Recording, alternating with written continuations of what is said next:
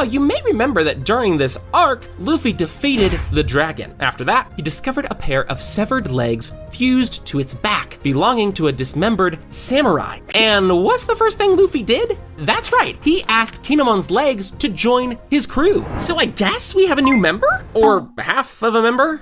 Anyway, only a few episodes after that, Luffy invited yet another person to join his crew, Kyotaros. In case you forgot, Kyotaros is the centaur guy who Luffy thought was really cool and just had to have him on the crew. So, with 1.5 new members, the rest of this arc would play mostly the same, with Luffy absolutely destroying Caesar and heading towards Dressrosa. Once there, the Straw Hats would talk with some locals and learn a bit about the island's history. Meanwhile, Robin and Saba would reconnect with their friends from the Revolutionary Army and learn everything about Doflamingo and the suffering he has caused.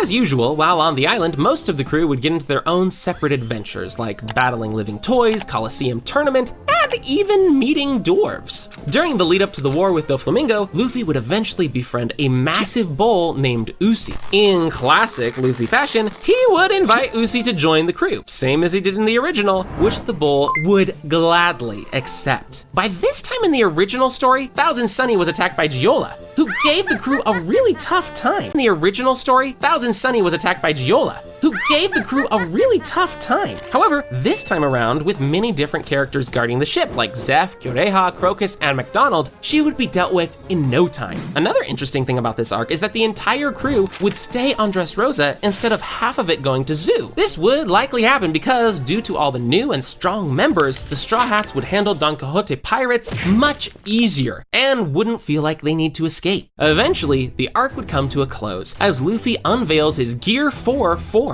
At the same time, Ace, Law, Usi, and Luffy would unleash their powerful attacks and completely overpower Doflamingo before he could even activate his birdcage.